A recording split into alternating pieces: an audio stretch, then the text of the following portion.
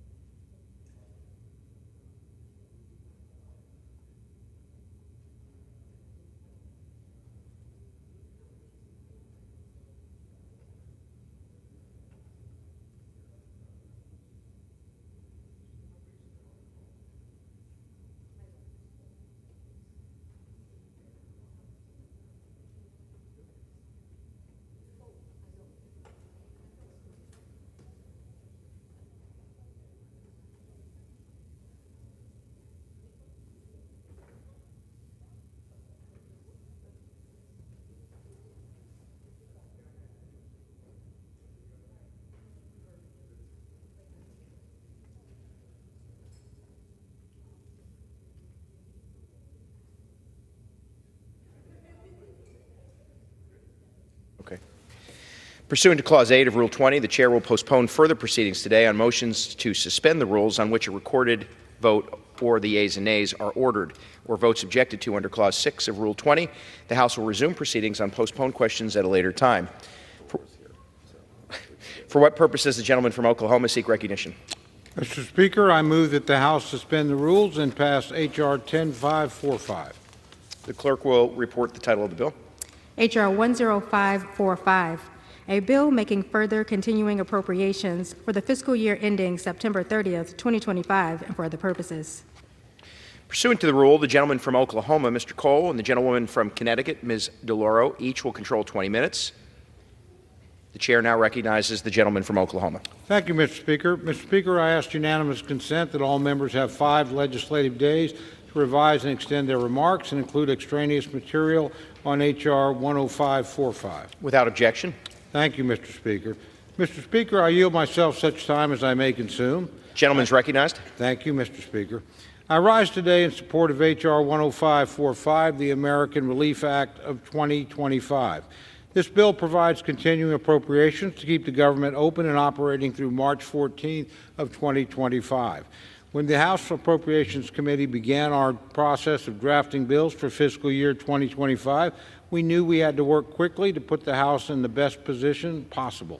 To that end, we successfully reported all 12 of our annual appropriations bills out of committee and succeeded in passing 5 of them across the floor by the House by the end of July. Unfortunately, the House does not act on its own. And I'm sorry to say that whether we like it or not, our colleagues in the Senate have input into the process. To date, the Senate has yet to pass a single fiscal year 2025 appropriations bill across the floor. As time has gone on, we've had and we've reached the deadline of December 20th, meaning another extension is necessary. Today's bill extends government funding through March 14th, which will grant Congress the needed time to reach a final agreement on our FY25 spending bills. It will also give President-elect Trump an opportunity to participate in the process. Governing by continuing resolution, Mr. Speaker, is never ideal, but Congress has a responsibility to keep the government open and operating for the American people. The alternative, a government shutdown, would be devastating to our national defense and for our constituents, and would be a grave mistake. Today's bill, Mr. Speaker, avoids such a self-inflicted error. Today's bill will also provide much-needed relief to Americans struggling to recover from recent natural disasters. This includes destruction in my own district, which faced tornadoes that ripped through Oklahoma, and it will especially provide support for communities ravaged by Hurricanes Helene and Milton. The devastation caused by these storms and other disasters is heartbreaking. Congress must act. In this bill, we will provide $100 billion in supplemental emergency disaster funding. This will provide the necessary disaster recovery aid for states and communities as our fellow citizens rebuild and restore. Finally, the bill also provides $10 billion in economic assistance for our farmers and ranchers. In the wake of many natural disasters and a difficult farm economy, our farmers and ranchers are in dire need of economic assistance. While there's still a long road ahead for recovery efforts and rebuilding, this aid will mark a vital step forward and will help preserve family farms and ranches across the country while also continuing to ensure food and agricultural security for our nation. For these reasons, Mr. Speaker, I urge all my colleagues to vote in support of H.R. 10545 today. Thank you, and I reserve the balance of my time. Gentleman reserves. Gentlewoman from Connecticut is recognized. Thank you, Mr. Speaker. I rise in opposition to this continuing resolution. We had a strong bipartisan and bicameral agreement among the leadership of both parties at both ends of the Capitol to avert a disastrous and pointless government shutdown, to provide desperately needed disaster aid and emergency assistance, and to provide Congress with the time required to enact full-year funding bills for fiscal year 2025, which is our responsibility. That bill was a result of a compromise. There were things in it Democrats liked and Republicans did not. There were things in it Republicans liked that Democrats would have preferred to leave out. But that is the nature of government funding bills. They require compromise, which we did, which we accomplished, and the support of Democrats and Republicans in the House and in the Senate in order to become the law of the land. That was true throughout the 118th Congress, despite Republicans' repeated and failed efforts to write extreme and partisan funding bills. And that will be true in the 119th Congress as well. We are on the cusp of an agreement to move this country forward. But 2 days ago, a multi-billionaire with apparently no working knowledge of our government or of appropriations, someone who was a self-appointed president of the United States, Elon Musk, issued a marching order for House Republicans to go against their own elected leadership. Shut down the government. Shut down the government. House Republicans are responsible for any harm and uncertainty brought upon the American people. And should some get their wish for a month-long government shutdown, they will be responsible for cleaning up their mess come Inauguration Day. Indeed, we are in completely unprecedented times when someone who has no knowledge of government, who has no knowledge of an appropriations process, who is external to the House of Representatives, can make his weight felt here in turning what was a bill that was on its way, a bipartisan bill, a bicameral bill, was on its way to achieving its goal of keeping the U.S. government open and the goal, actually, is providing services to American citizens, to working families, middle-class families, vulnerable families, where our responsibility lies. The world's richest man, reaping billions in government contracts, is calling the shots in the Republican Party. At the behest of the world's richest man, who no one voted for, the United States Congress has been thrown into pandemonium. It leads you to the question of who is in charge. I thought that there was a Republican majority in this body, not a President Musk majority. We had a bill on Tuesday that was the result of a year and a half of work, and which had the input, as I've said, of Republicans and Democrats. It represented their interests, the interests of their constituents, their concerns, the needs of their constituents. The bill had no such bipartisan. This bill that we're discussing right now has no such bipartisan input. This was no deal or no agreement, except for among a small group of House Republicans. The bill removes key provisions to limit the power of pharmaceutical companies. That means our prescription drug prices and what happens to the rising prescription drug prices, which families can't get to in order to be able to deal with any illness they have or to save their lives. It removes the provisions to protect SNAP recipients, people at risk of hunger, from the theft of their benefits. It struck a provision from our colleague Congresswoman Wexton to support research into treatments and cures for childhood cancer. For childhood cancer. I'm a cancer survivor.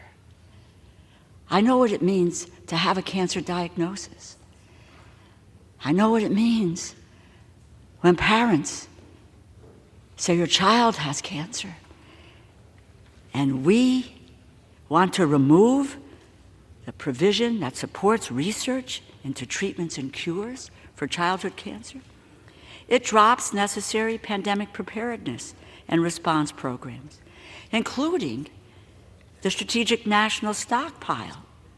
I know something that my colleagues on the other side of the aisle are very concerned about and always work to protect what we do with the Strategic National Stockpile. Also, it drops the necessary efforts for our hospital preparedness programs. And that's hospitals all over the country. And I might add, where that's really a big problem is in rural America and hospitals, which were clamoring for these efforts. And as well, shortchanges programs to prepare for future public health emergencies like bird flu, which we now know is striking people on the west coast of this country, California. This bill also abandons our bipartisan efforts to ensure American dollars and intellectual property are reinvested in American businesses and workers instead of fueling the Chinese Communist Party's technology and capabilities. I am deeply disappointed that this bipartisan priority was abandoned after President Elon Musk bullied Republicans into going back on their word.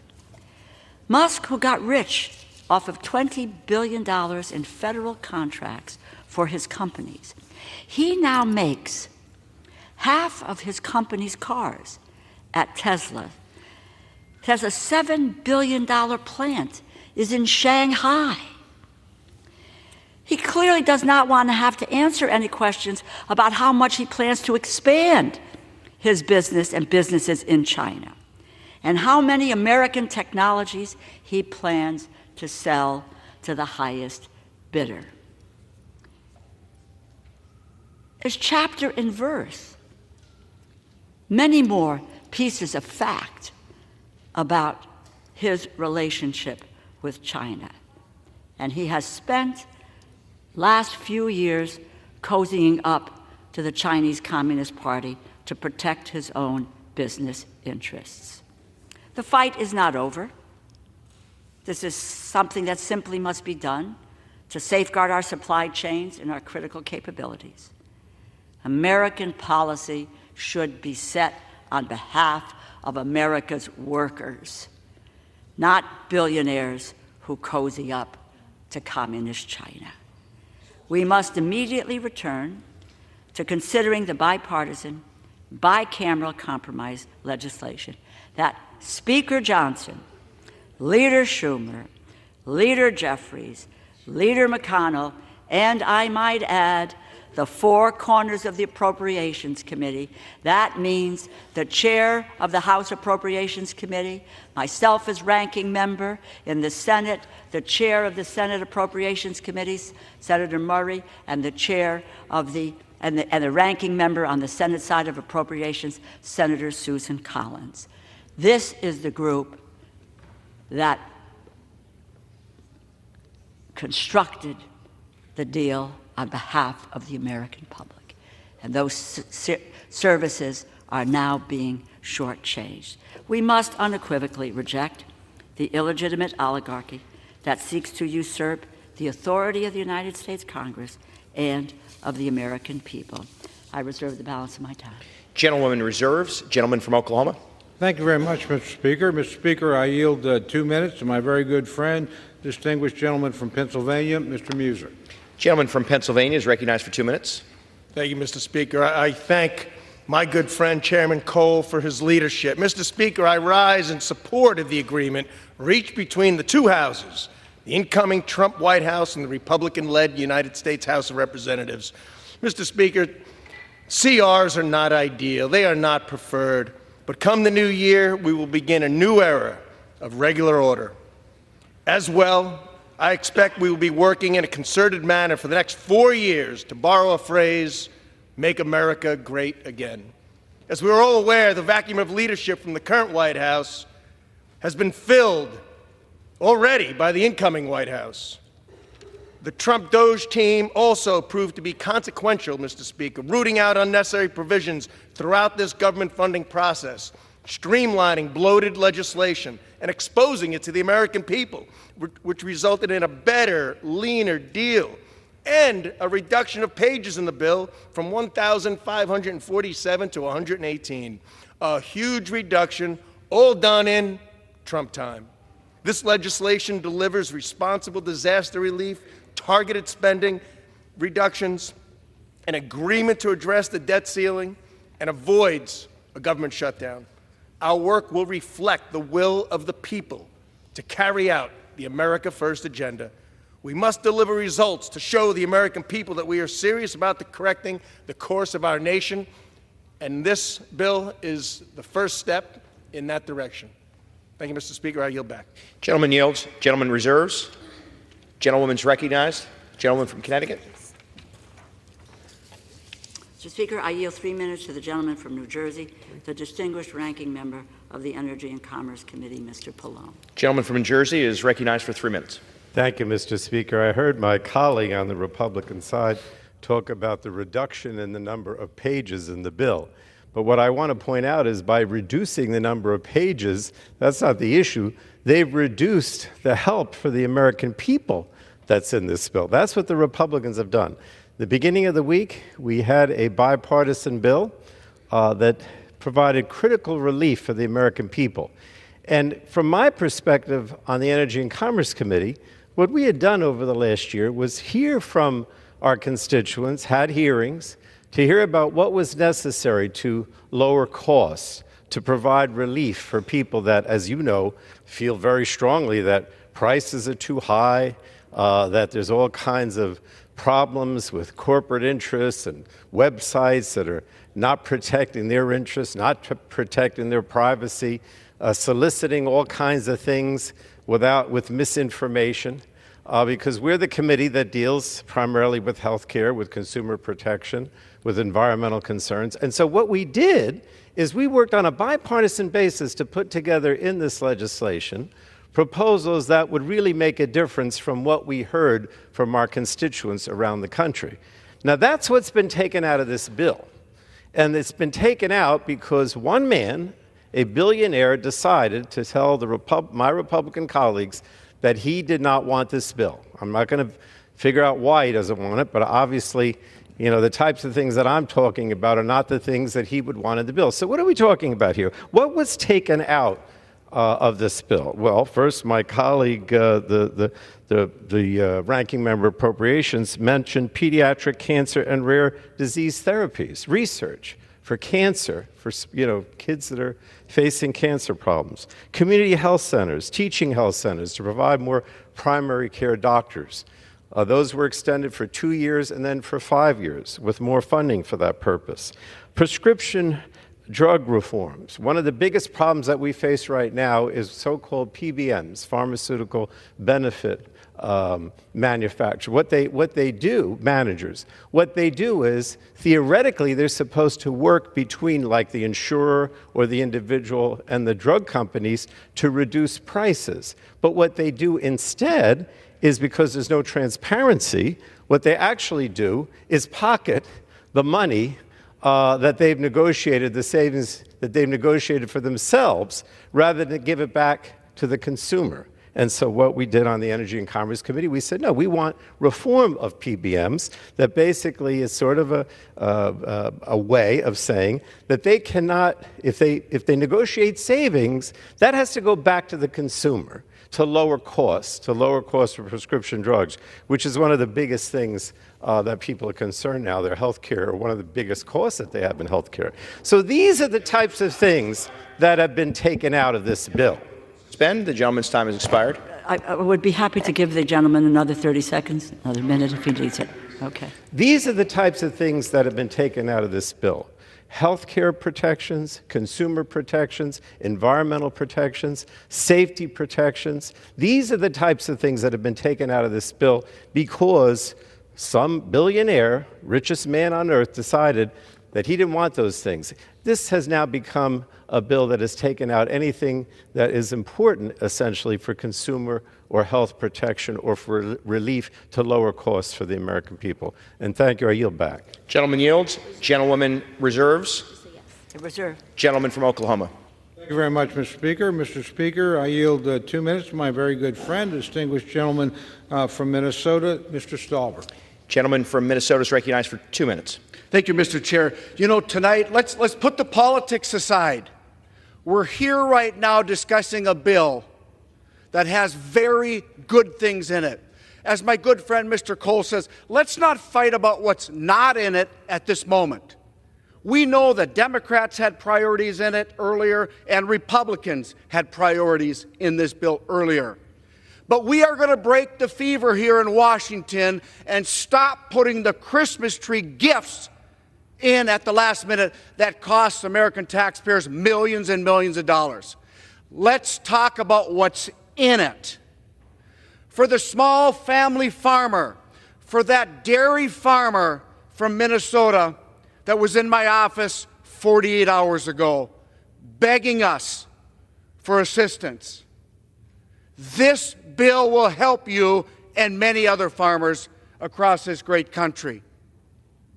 For the victims of the hurricanes, Helene and Milton, who are the victims tonight who are sleeping in tents, Mr. Chair, because they don't have a house.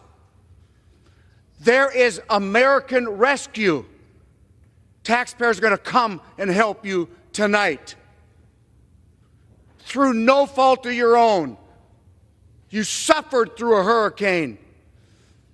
And the U.S. Congress, tonight, the House of Representatives, are going to vote to support you.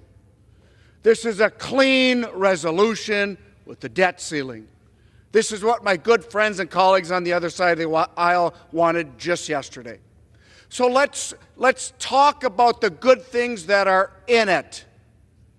To our farmers, we will support you, both Republicans and Democrats.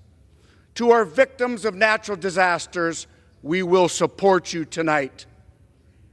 A clean CR, I support this resolution, and I yield back. Gentleman yields. Gentleman from Oklahoma reserves. Gentleman from Connecticut. Gentlewoman reserves. Gentleman from Oklahoma. Thank you very much, Mr. Speaker. Mr. Speaker, I yield 2 minutes to my very good friend, the distinguished gentleman from Missouri, Mr. Alford. Gentleman from Missouri is recognized for 2 minutes. Thank you to the chair for your leadership and our ranking member as well, and thank you, Mr. Speaker. Mr. Speaker, 'twas 5 days before Christmas, and all through this House, not a lawmaker was resting, not even their spouse. The CR was stalled, the debates full of heat, while a shutdown shadow loomed over our streets. My friends, it's time to fund our defense and aid for our farms and disaster relief to protect our very own citizens from harm. Our farmers work hard. They deserve every chance to grow and to prosper, advance, and enhance. Mr. Speaker, this Christmas, let's give we the people their due, a funded government from leaders who are true. So as we vote on this CR, let's keep this in sight. America first, and to all, a good night. And I yield back. The gentleman yields. The gentleman from Oklahoma reserves. The gentlewoman from Connecticut. Reserve. Gentlewoman reserves. Gentleman from Oklahoma. I would advise my friend I'm prepared to close whenever she is. Gentleman reserves. Gentlewoman from Connecticut. If the gentleman would understand that I'm waiting for a reserve, but someone else was coming to speak. If you just, I would ask the Speaker to inquire how much time we have on each side. Gentleman from Oklahoma has 12 and a half minutes. The gentlewoman from Connecticut has 7. Thank you very much, Mr. Speaker. I just want to take a moment to address something my very good friend from New Jersey had to say about what's not in the bill. And again, as another speaker referenced, I always believe you look at legislation according to what's in the bill and don't worry about what's not in it. Make the judgment on what's there. And the reality is, in this bill, we keep the government open. My friends favor that. I hope they vote that way tonight. In this bill, we provide badly needed aid to Americans that are suffering in a disaster. I know my friends favor doing that. I hope they vote accordingly tonight. And as several of the speakers have mentioned, we provide much needed assistance to America's rural economy. So I hope my friends actually support that as well with a positive vote tonight. I also want to point out, and I speak now not as a Republican or a Democrat, but as an appropriator. I, for one, think these very good ideas some people have ought to generally move to the floor as separate bills. One of the reasons people distrust this institution is because we quite often pile things on bills that are totally unrelated. Everything that my friends on the other side and I negotiated in the appropriations area is actually in this bill and actually as negotiated. And I think it's unfortunate. And we do this on both sides, so I'm not trying to score political points here. As I said, I'm speaking as an appropriator. I hope we get back to doing what we should do, and that is move legislation through this body appropriately, as narrowly focused as possible.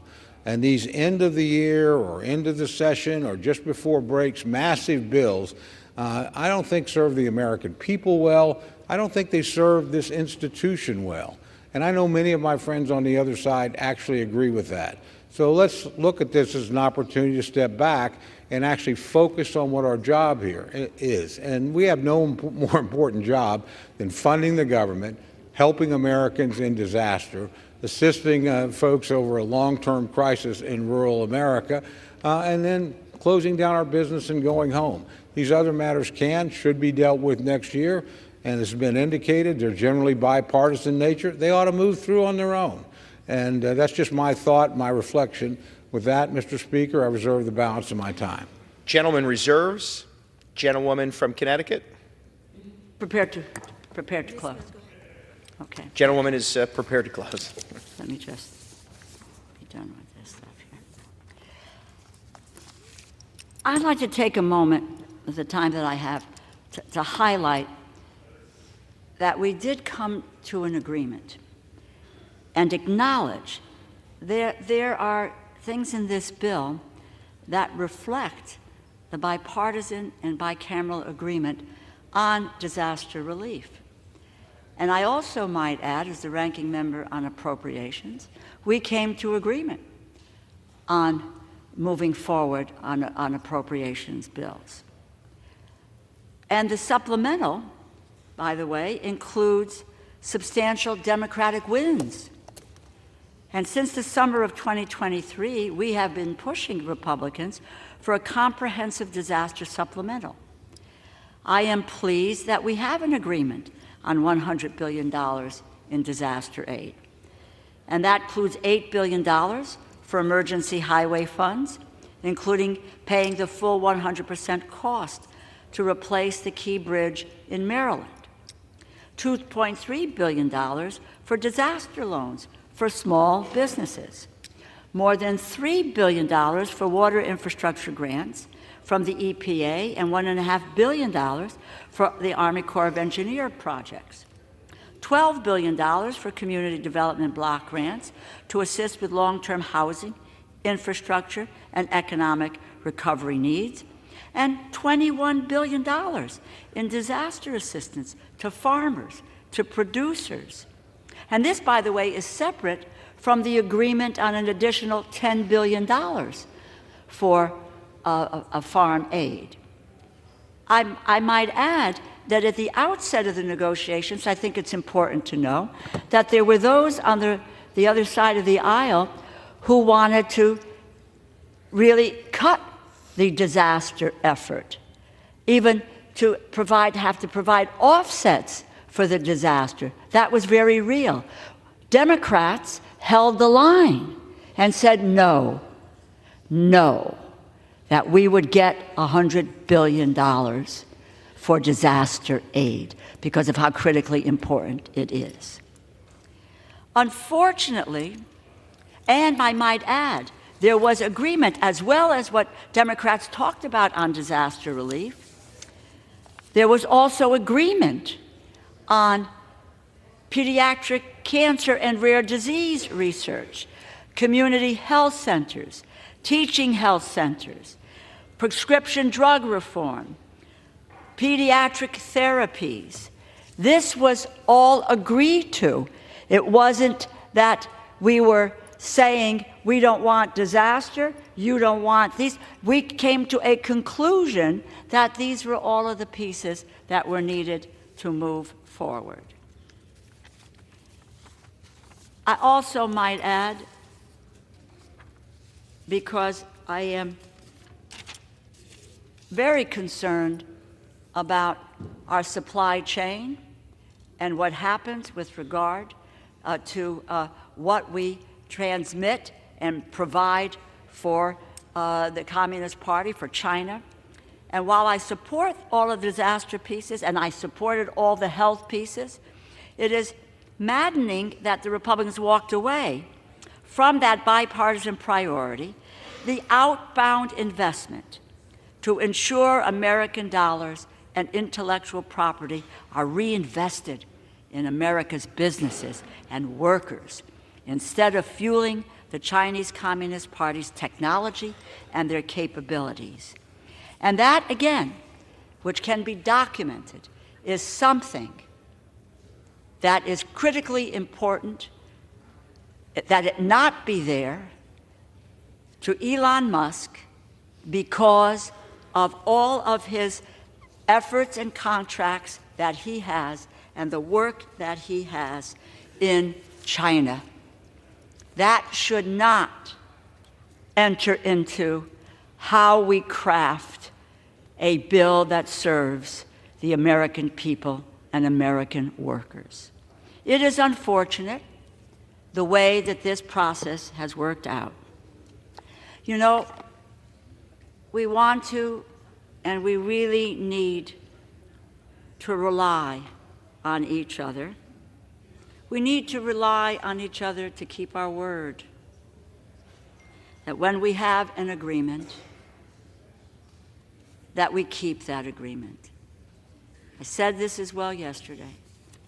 I think all of us know here in the Congress that the only thing that we have is our credibility and our word. That is what allows us to move forward, to trust one another, to move forward on legislation that helps and serves the American people. I yield back. Gentlewoman yields. Gentleman from Oklahoma is recognized. Thank you very much, Mr. Speaker. I yield myself the balance of my time. Gentleman's recognized. Thank you, Mr. Speaker. I want to begin and reiterate a point that I made earlier. And I know my good friend from Connecticut and I may disagree tonight on this particular incident, but I think as a broad principle, we probably do agree that it's much better, honestly, as an appropriator, when we are not carrying everybody else's weight. You know, sometimes the mule finally breaks down. And I would just tell my friends, working in good faith, and particularly in bipartisan bills like we had in WIOA reauthorization and some of the health issues that were mentioned earlier, please bring your bills to the floor under your own time. Don't try to catch a ride with us right at the end. People hate that. Our own members don't get a chance to read the bills in some cases. The public doesn't get a chance to have a full debate on the issue. It's simply not good governance. And I would actually argue that this legislation is focused and easy to understand and easy to read. The parts that are important to it are really only about 130 pages. Those are the things that the Appropriations Committee did, and we did it in a bipartisan fashion and a good faith debate, and all of those things are in this bill. I tell my friends on both sides of the aisle, so I say this again, not in a partisan sense at all, but remember, if you vote no on this bill, you are effectively voting to shut down the government. If you vote no on this bill, you're effectively voting to deny assistance to Americans who suffered enormously from natural disasters. If you vote no on this bill, you're effectively voting not to help rural America in a time of crisis on our farms and ranches all through the country. So the stakes are pretty clear here, and I'm hopeful on all these things we agree. We don't have any partisan disagreement. These are things that we agree on, and there's nothing in this bill, certainly that my friends on the other side disagree with. There may certainly well be some other disagreements here or there, but broadly speaking, this is something we should do. None of us, or most of us, do not want to shut down the government. Not a good thing for the country. So I can go on and we can get in a debate, and I'd like to be, in the give and take of debate as much as anybody else. But it is, after all, the holiday season. I know I have members that are anxious to get home, be with their families and their friends in the holiday season. So I simply want to conclude by wishing everybody a Merry Christmas, a Happy Hanukkah, whatever would be appropriate in your faith tradition, and hope that you have a wonderful and blessed new year, and that we have a great year for America in store ahead of us. With that, Mr. Speaker, I yield back. Gentleman yields. Amen. The chair wishes to express appreciation on behalf of the House to members for the tone and tenor of tonight's debate, and express appreciation to the staff on both sides of the House for working through these last 48 hours. The question is, will the House suspend the rules and pass the bill 10545? Those in favor say aye. Aye. Those opposed say no. In the opinion of the chair, 2/3 being in the affirmative. The gentlewoman from Connecticut, for what purpose do you? Mr. Speaker, I request the yeas and nays. The yeas and nays are requested. Those favoring a vote by the yeas and nays will rise. A sufficient number having risen, the yeas and nays are ordered. Members will record their votes by electronic device. This is a 15-minute vote.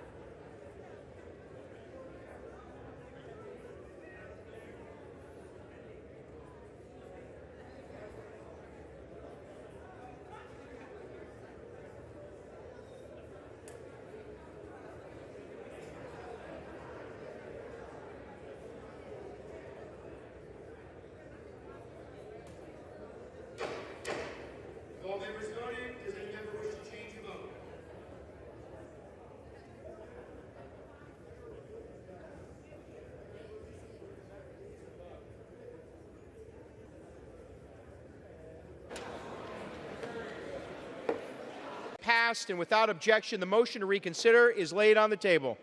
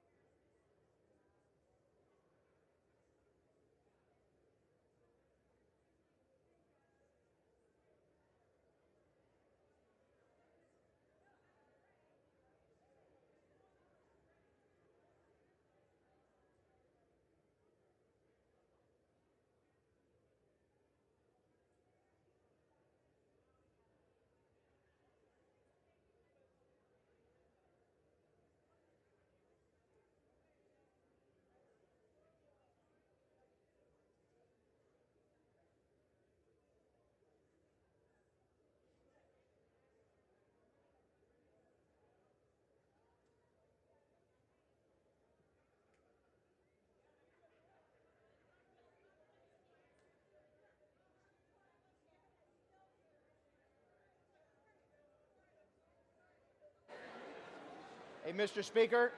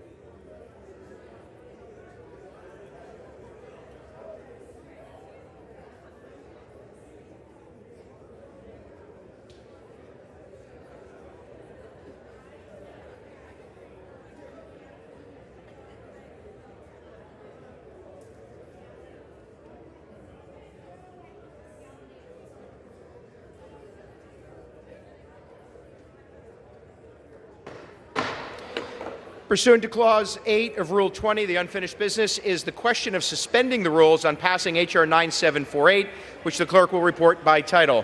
H.R. 9748, a bill to require the Undersecretary of the Science and Technology Director of the Department of Homeland Security to develop a department-wide policy and process to safeguard research and development from unauthorized access to or disclosure of sensitive information in research and development acquisitions and for other purposes.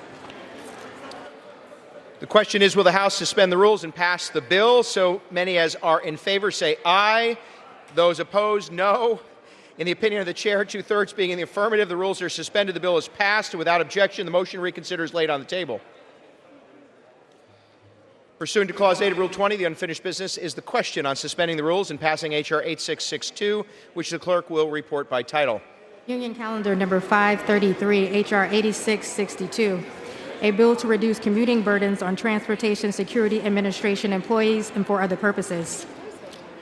Question is, will the House suspend the rules and pass the bill? Those in favor say aye. Those opposed, no. In the opinion of the chair, 2/3 being in the affirmative, the rules are suspended. The bill is passed, and without objection, the motion to reconsider is laid on the table. The chair lays before the House a communication. The Speaker's Rooms, Washington, D.C., December 20th, 2024. I hereby designate the period from Friday, December 20th, 2024, through the remainder of the 118th Congress as a district work period under Section 3Z of House Resolution 5. Signed sincerely, Mike Johnson, Speaker of the House of Representatives.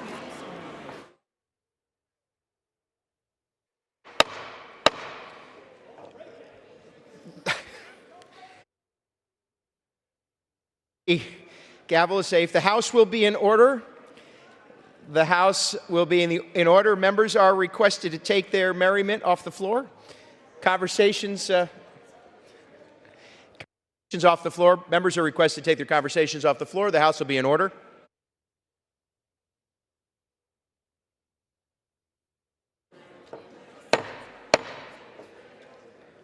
The House will be in order. The Chair will now entertain requests for one-minute speeches. For what purpose does the gentleman from Pennsylvania seek recognition? Mr. Speaker, request unanimous consent to address the House for 1 minute and revise and extend my remarks. Without objection, the gentleman from Pennsylvania is recognized for 1 minute. Mr. Speaker, the House is still not in order. Fair enough. Gentleman will suspend. The House will come to order. Members are requested to take their conversations off the floor. The gentleman from Pennsylvania is recognized for 1 minute. Thank you, Mr. Speaker. I rise today to recognize the outstanding achievement of Warren County native Mitchell Angove. Mitchell was recently named to Forbes 30 Under 30 list. This list is produced annually by Forbes magazine and recognizes notable individuals under the age of 30 nationwide. A native Pennsylvanian, Mitchell attended the Eisenhower High School in Russell, Pennsylvania. He graduated in 2018 and earned his bachelor's and master's degree throughout the following years. Today, Mitchell is the co-founder and CEO of Phoenix Biotechnologies. This company is helping transform the agriculture industry by analyzing animal genomes to predict traits such as size, milk production, and other key health factors. As the chairman of the House Agricultural Committee, I've seen firsthand the issues currently affecting our American farmers. And I'm proud to see motivated individuals such as Mitchell continue to pursue advancements that could help farmers nationwide. With that, Mr. Speaker, I yield back the balance of my time. Gentleman yields. For what purpose does the gentlewoman from Hawaii seek recognition? I ask unanimous consent to address the House for 1 minute and to revise and extend my remarks. Without objection, the gentlewoman is recognized for 1 minute. Thank you, Mr. Speaker. This is my 30th Maui Minute, and after months of delay, 3 successive requests from President Biden, and unnecessary anxiety for millions of Americans, courtesy of the richest man in the world, Congress will now finally send much-needed disaster recovery